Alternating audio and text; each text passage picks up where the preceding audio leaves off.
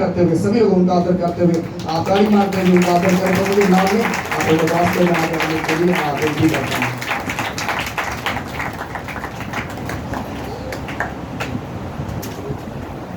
Hallelujah, praise the Lord, hallelujah. इसका थोड़ा सा बोल दीजिए। परमेश्वर को धन्यवाद करता हूँ आज इस अच्छे अवसर के लिए जो परमेश्वर ने हमारे जीवन में, खास करके मेरे जीवन में दिया, ताकि आप लोगों के बीच में इसी तरह इस कन्वेंशन में आकर संगति कर सकूं और आराधना कर सकूं और परमेश्वर के पवित्र वचन से आपके साथ बांट सकूं। परमेश्वर की सारी भलाइयों के लिए मैं परमेश्वर को धन्यवाद करता हूं। और जैसा प्रभु के दास पास्टर मनजिंदर जी के द्वारा, जिन्होंने मुझे ये अवसर दिया, मौका दिया ताकि मैं आपके बीच में आऊं, तो उनके जीवन के लिए, उनकी सेवकाई के लिए भी मैं परमेश्वर को बहुत धन्यवाद देता हूं। आज हमारे बीच में हमारे बुजुर्ग पास्टर जी, पास्टर सैम जॉर्ज जी, वो भी हमारे साथ आज तीसरे दिन की सभा में हमारे साथ हैं, जिनके द्वारा हमारे जीवन में परमेश्वर के वचन को और भी गहराई के साथ सीखने के लिए मौका हुआ है। और उनकी प्रार्थना के द्वारा हमारे जीवन में हमने आशीष पाई है। और आज भी मैं इसको बड़ी आशीष की बात समझता हूं कि वो आज तीसरे दिन की सभा में वो प्रभु के दास हमारे बीच में हमारे साथ हैं। उसके लिए भी मैं दिल से परमेश्वर को धन्यवाद देता हूं। आज मैं मेरे परिवार के साथ, मेरे दोनों छोटे दो बच्चे एंजल और जैसन, और मेरी वाइफ मोना, और हमारे एक चर्च के भाई जसपाल के साथ इतने लोग हम आपके बीच में इस तीसरे दिन की सभा में पहुंच सके, उसके लिए भी प्रभु का धन्यवाद हो। पिछले 2 दिन की मीटिंग यहाँ पर चल रही थी और कल की मीटिंग में भी प्रभु के दास और भी काफी यहाँ पर प्रभु के सेवक, उन सबके लिए भी प्रभु का धन्यवाद हो। प्रभु के दास पास्टर सुरेंद्र अपना आईडी से कुछ लाइव करते थे, तो प्रभु का धन्यवाद हो। कल की मीटिंग में भी लाइव जुड़ने के द्वारा मैं कल की मीटिंग को देख रहा था। जितना उन्होंने लाइव किया, कुछ मैसेज की बातें थी और कुछ आराधना थी, तो उसको भी मैं कल देख रहा था। और मैं विश्वास करता हूं कि पिछले 2 दिन की मीटिंग में आप लोगों ने परमेश्वर से अपने जीवन में आशीष और बरकत को पाया है। Praise the Lord, hallelujah. और ये मेरा पूरा विश्वास है कि आज भी परमेश्वर हमारे जीवन में महान कार्य करने जा रहे हैं, क्योंकि परमेश्वर हमारी जिंदगी में बदलाव को भेजते हैं, परिवर्तन को भेजते हैं और हमारी परिस्थितियों को बदलते हैं, हमारी जिंदगियों को बदलते हैं। उस बदल देने वाले परमेश्वर की उपस्थिति हमारे मध्य में है। और ये मेरा पूरा भरोसा है कि आज भी बहुतों की जिंदगियां बदलने वाली हैं। आज भी बहुत लोग अपने जीवन में प्रभु की उपस्थिति को और भी ज्यादा अनुभव करने वाले हैं। मैं एक वचन, आप अक्सर जानने वाला जो वचन है, वही वचन आपके बीच में पढ़ने के लिए बोलूंगा। भजन संहिता उसका 107 अध्याय और उसका 20 वचन जो हम अक्सर जानते हैं, लेकिन मैं चाहूंगा एक बार फिर उसी को पढ़ दिया जाए तो अच्छा है। पढ़ दीजिए 107 का 20।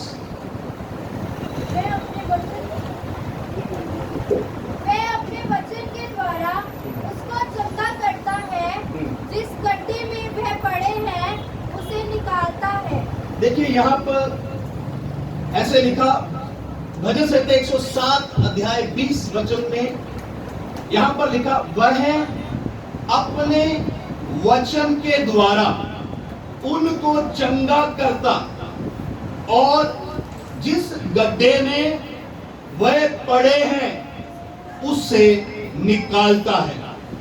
Praise the Lord, hallelujah.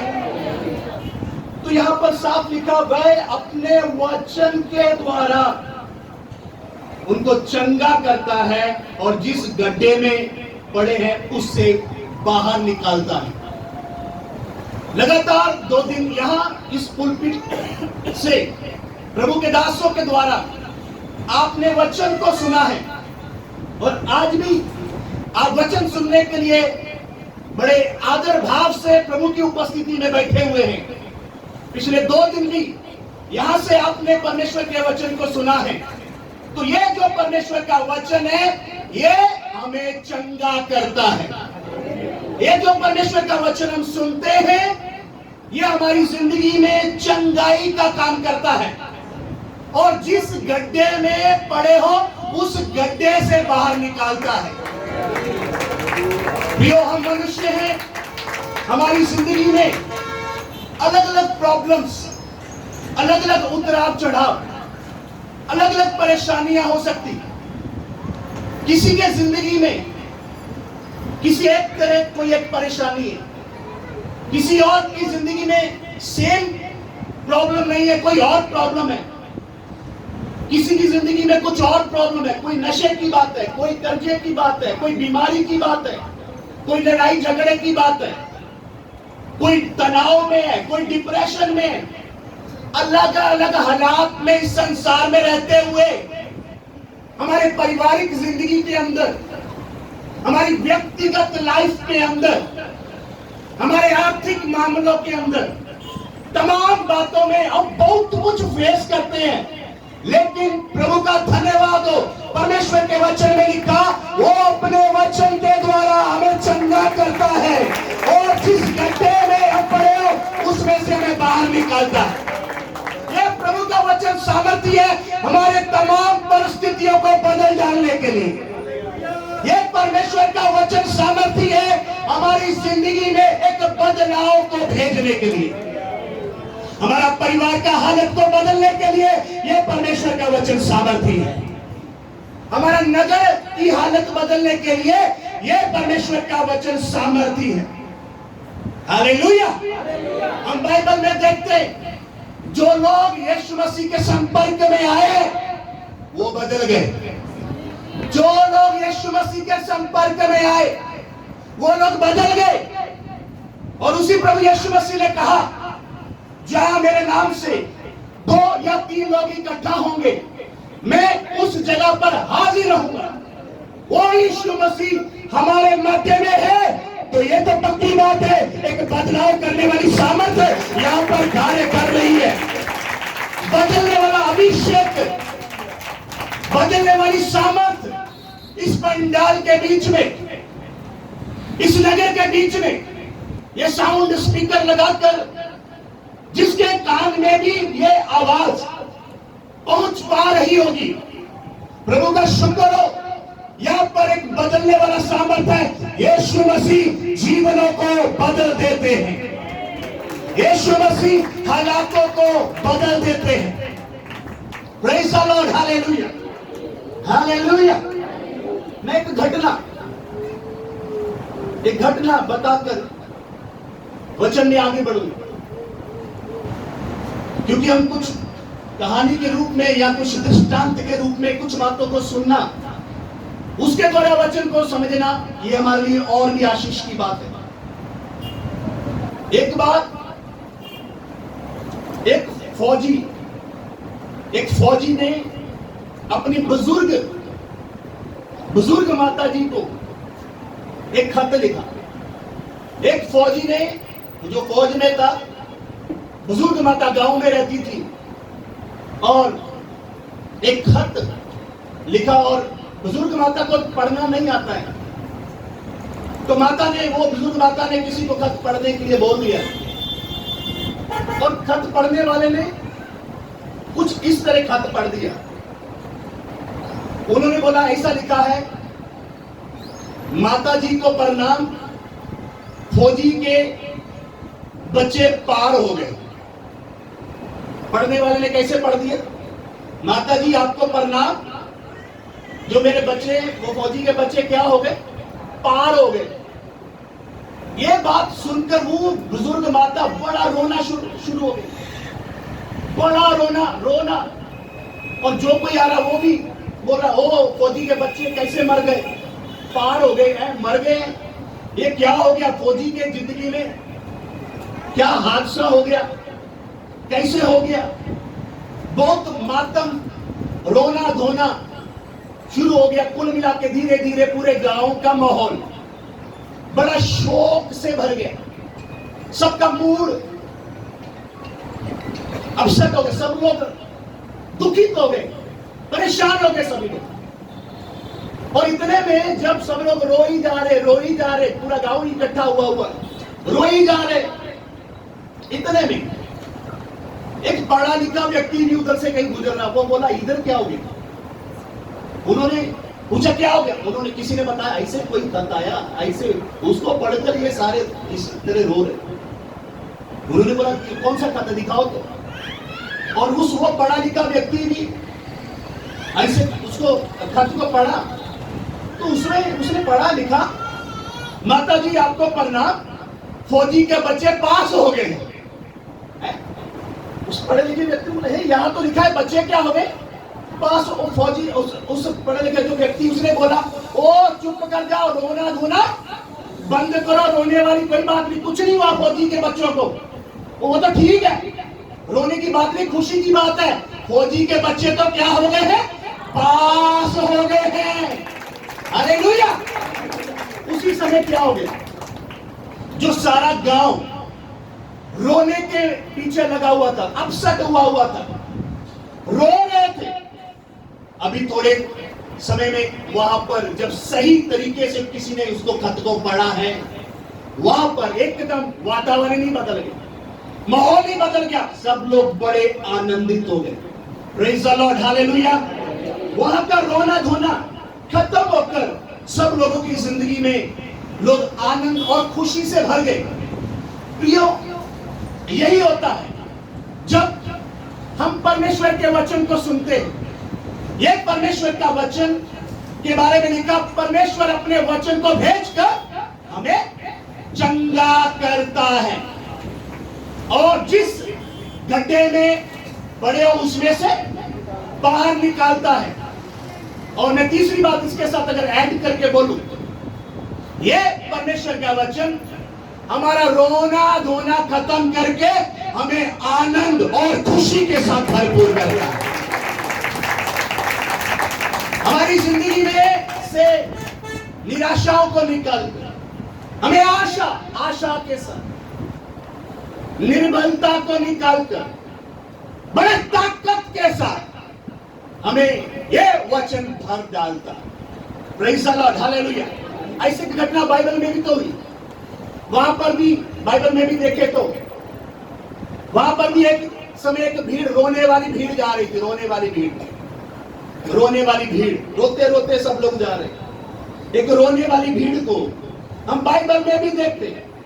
ये घटना कब होती है, जब हम एक विधवा के बारे में पढ़ते हैं। एक विधवा के बारे में जब हम परमेश्वर के वचन में देखते हैं, जिसका जवान बेटा मर गया और उसकी अर्थी को लेते हुए ऐसे एक भीड़ वहां से गुजर रही है। एक भीड़ वहां से जा रही, सब लोग रोते दुखी होकर। लोग यही सोच रहे, ओ ये तो पहले विधवा थी। लूका रचित सुसमाचार 7 अध्याय में ये घटना देखते हैं। मैं ऐसे ही बोलूंगा, लोग यही बातें कर रहे हैं, ये तो पहले ही विधवा थी और ये इसका जवान बेटा था, वो भी मर गया। ओ कितने दुखी की बात है, कितनी परेशानी की बात है। काफी मातम करते हुए, दुखी होते हुए अर्थी उठाकर जवान लड़के को लेके जा रहे। लेकिन घटना क्या हुई, रास्ते में यीशु मसीह के साथ उस भीड़ की या उस विधवा की मुलाकात हो गई। यीशु मसीह ने 7 अध्याय सुसमाचार 7 अध्याय और उसके 13 वचन में लिखा, यीशु ने उसे देखकर प्रभु को तरस आया और उससे कहा मत रो। हालेलुया। यीशु मसीह ने उस विधवा को क्या बोला, मत रो। तब उसने पास आकर अर्थी को छुआ और उठाने वाले ठहर गए। तब उसने कहा, हे जवान, मैं तुझसे कहता हूं उठ। तब वह मुर्दा उठ बैठा और बोलने लगा है। Hallelujah, hallelujah. यीशु मसीह ने उस नौजवान को मुर्दों में से जिंदा कर दिया। वहां का हालत देखो, वहां पर भी भीड़ का माहौल क्या था? एक रोने वाला, दुखी हो रहे, अफसोस, मूड अपसेट है, रो रहे, इसी तरह का हालत है। लेकिन यीशु मसीह ने जो कहा मत रो, ये शब्द सुनने के बाद यीशु मसीह ने जब कहा हे जवान मैं तुझसे कहता हूं उठ, ये शब्द यीशु मसीह ने जब बोला, रोना धोना खत्म हो गया है। वो जवान मुर्दों में से जी उठा है। वहां का वातावरण ही बदल गया है, वहां का माहौल ही बदल गया। बदल जाता है माहौल, बदल जाते हैं जीवन, बदल जाती है परिस्थितियां जब वचन हमारी जिंदगी में आता है। Praise the Lord, hallelujah. एक और बात इसके साथ जोड़कर मैं आगे बढ़ूं। एक बार एक विश्वासी बहन काफी प्रभु पे विश्वास करती है, प्रभु के पीछे चलती, लेकिन उसका पति शराबी था। वो चर्च में नहीं आता था। बहुत बार तो उस बहन को भी रोकता था, चर्च में आना नहीं चाहता था। बहुत लंबा समय से वो विश्वासी बहन सोचती थी किसी तरह मेरे पति को चर्च में ले जाऊं, किसी तरह पादी साहब जब प्रचार करे मेरा पति भी सुने, कहीं उसका जीवन भी बदले। लेकिन वो पति आता नहीं था। एक बार किसी तरह प्रेशर बनाकर, काफी लंबे समय के बाद किसी तरह प्रेशर बनाकर, किसी को साथ लेते वो पति को किसी तरह चर्च में ले ही आई। अब चर्च में ले आई, उधर पादरी साहब प्रचार कर रहे थे। अब ये जो व्यक्ति शराबी जो था, अब ये सोच रहा मुझे किधर पकड़ के ले आए। उसने बोला, उसने क्या किया, उसने अपने कान में उंगलियां डाल दी। वो बोले ले तो आए कोई बात नहीं, लेकिन मैंने सुनना वगैरह मैंने सुनना है नहीं, क्योंकि मेरा इधर आने का कोई ज्यादा इंटरेस्ट नहीं था। मेरे को धक्के से लेके आए चर्च के अंदर, संगति के अंदर, मैंने ज्यादा इंटरेस्टेड नहीं हूं मैं। वो ऐसे कान में उंगलियां देकर ऐसे बैठा हुआ। अचानक एक मक्खी, हालेलुया, परमेश्वर को अपना काम करना आता है। Praise the Lord, hallelujah, hallelujah. जो लोग भागते हैं ना, प्रभु की संगति से भागते हैं, आपको भी उनको बोलना चाहिए प्रभु को अपना काम करना आता है। हालेलुया। एक मक्खी बार कभी उसको इधर आके लग रही, वो इसको कभी इधर आके लग रही, कभी इधर आके लग रही। वो मक्खी को हटाने लगी। मक्खी को हटा रहा था तो अचानक पादरी साहब उधर से प्रचार कर रहे। पादरी साहब क्या बोल रहे? क्या तुम नहीं जानते तुम परमेश्वर का मंदिर हो और परमेश्वर का आत्मा तुम में वास करता है। जो कोई परमेश्वर का मंदिर को नाश करेगा, परमेश्वर उसको नाश करेगा। ये बात मक्खी को साइड करने के चक्कर में उसके कान में पड़ गई। ये वचन उसके कान में पड़ने की वजह से उसके अंदर आया। एकदम उस वचन पर वो सोचने लगा, वो टूट कर वहीं पर रोना शुरू हो गया। Praise the Lord, hallelujah, hallelujah. वो वचन उसके अंदर ऐसे गहराई में काम किया, वो रोने लगा। मैं आपको क्या कह रहा हूं, ये परमेश्वर का वचन सामर्थी है, ये हमारी जिंदगियों को बदल डालता है। उसका जीवन बदल गया। जैसे एक बुखार, कुछ बुखार लगे, कैसे हम कोई दवाई ले लेते, वो बुखार उतर जाता, एक मेडिसिन, एक गोली खाने से वो बुखार उतर जाता है। लेकिन ये वचन जब हमारी जिंदगी में आता है, बहुत से आत्मिक रोग, बहुत सी आत्मिक बीमारियां, बहुत सी हमारे बुरे स्वभाव, बुरी आदतें, वो सब भी हमारी लाइफ से बाहर निकलती चले जाए। वो सब भी हमारे जीवन से बाहर निकलते। आज मैं स्ट्रांगली ये फेथ करता हूं। यहां पर खड़े हो, प्रभु मुझे उभार रहा था। मैं गाड़ी में आते समय में प्रभु मुझे उभार रहा था।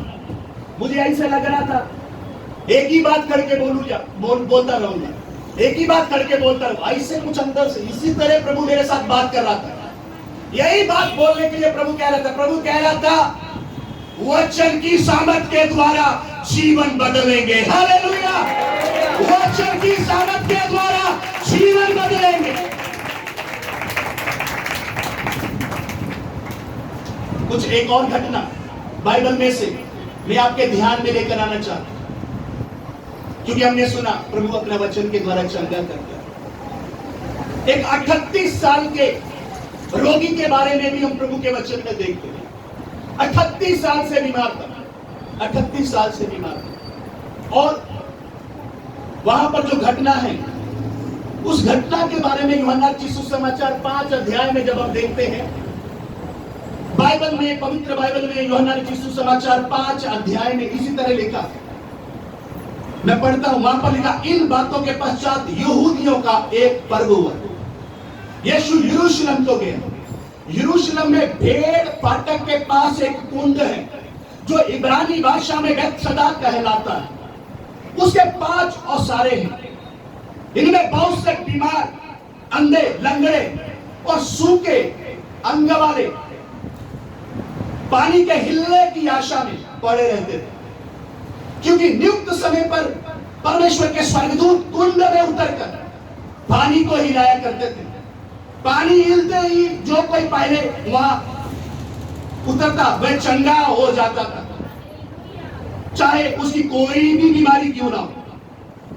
वहां एक मनुष्य था जो 38 वर्ष से बीमारी में पड़ा था। यीशु ने उसे पड़ा हुआ देखकर और यह जानकर कि वह बहुत दिनों से इस दशा में पड़ा है, उससे पूछा, क्या तू चंगा होना चाहता है? उस बीमार ने उसको उत्तर दिया, हे प्रभु, मेरे पास कोई मनुष्य नहीं कि जब पानी हिलाया जाए तो मुझे कुंड में उतारे, परंतु मेरे पहुंचते पहुंचते दूसरा मुझसे पहले उतर जाता है। यीशु ने उससे कहा, उठ, अपनी खाट उठा और चल। फिर वह मनुष्य तुरंत चंगा हो गया और अपनी खाट उठाकर चलने फिरने लगा। ताली बजाकर प्रभु को धन्यवाद दें। Praise the Lord, hallelujah. ये घटना को आपने सुना, मैंने अभी बाइबल में से पढ़ा है। यहाँ पर एक व्यक्ति जो 38 साल का ये बीमार व्यक्ति जो क्या कहता, वो कहता, हे प्रभु, मेरे पास कोई मनुष्य नहीं कि जब पानी हिलाया जाए मुझे कुंड में उतारे। मेरे पास कोई मनुष्य नहीं। जा, बिल्कुल सीधे शब्द में बोले, वो बोल रहा, मेरा कोई नहीं, मेरा कोई नहीं, मेरे पास कोई मनुष्य नहीं, मेरे लिए कोई नहीं, मेरी हेल्प करने के लिए। हाँ, लोग आते जरूर है, इधर आते, चंगे ठीक होके चले जाते, मेरे लिए कोई नहीं है, मेरे बारे में ध्यान देने वाला कोई नहीं है, मेरे बारे में सोचने वाला कोई भी नहीं है। प्रियो, बहुत बार हम भी हमारी जिंदगी में कुछ परिस्थितियों में से होकर जब गुजरते हैं, कुछ कलेशों में से होकर जब गुजरते हैं,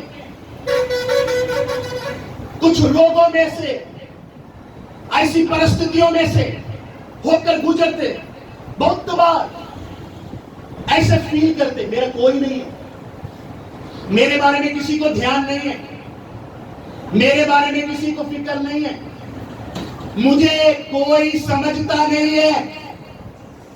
ज्यादा से ज्यादा लोग जो तनाव के अंदर चले जाते हैं, डिप्रेशन के अंदर चले जाते हैं, ज्यादा से ज्यादा लोगों का यही एक विचार, मेरे को समझने वाला कोई नहीं, मेरे कलेश को जानने वाला कोई नहीं, मेरा जिंदगी में मैं कितना टूट गया, मेरे परिवार में आर्थिक हालत इतना मंदा है, उसके बारे में कोई ध्यान देने के लिए नहीं है। मेरे परिवार में पीढ़ी दर पीढ़ी एक बीमारी, पहले एक पर, उसके बाद एक पर, उसके बाद एक पर, उसके बाद एक पर, इसी तरह चलते चलते आते हुए हम इसी हालत में, लेकिन हमारे लिए कोई नहीं है, हमारे लिए सोचने वाला कोई नहीं है, हमारे लिए मदद करने वाला कोई नहीं। अगर यहाँ पर कोई भाई, कोई बहन, अगर आप ऐसा विचार कर रहे हो, अगर आप ऐसे कोई सोच रहे हो, यहां पर बैठे एक एक जन, मैंने आपको पहले बोला, सबका सेम प्रॉब्लम नहीं होगा, सबकी एक ही परेशानी नहीं होगी। कोई तो है जो यहां पर टूटा हुआ है, कोई तो है जो अंदर से पूरी तरह टूटा हुआ है, जो सोचता मेरे लिए कौन है, मेरी हेल्प करने के लिए कौन है, मुझे कौन बचाएगा, मेरे परिवार का हालत कौन बदलेगा, मेरे बच्चों का भविष्य कैसे सही हो जाएगा। ऐसे अगर कोई सोच रहे हो, जिसके लिए कोई नहीं है, यीशु मसीह खुद चलकर उसके पास आया है। यीशु मसीह खुद चलकर उसके पास आया है।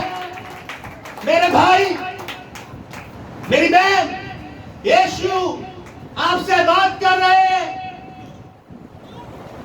यीशु कह रहे, पूछ रहे उस 38 साल के बीमार से, यीशु पूछ रहे, क्या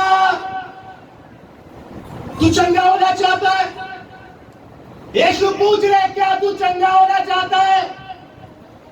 यीशु आपसे पूछ रहे, मेरी बेटी, क्या तू मेरा परिवार का हालत बदलते हुए देखना चाहती है?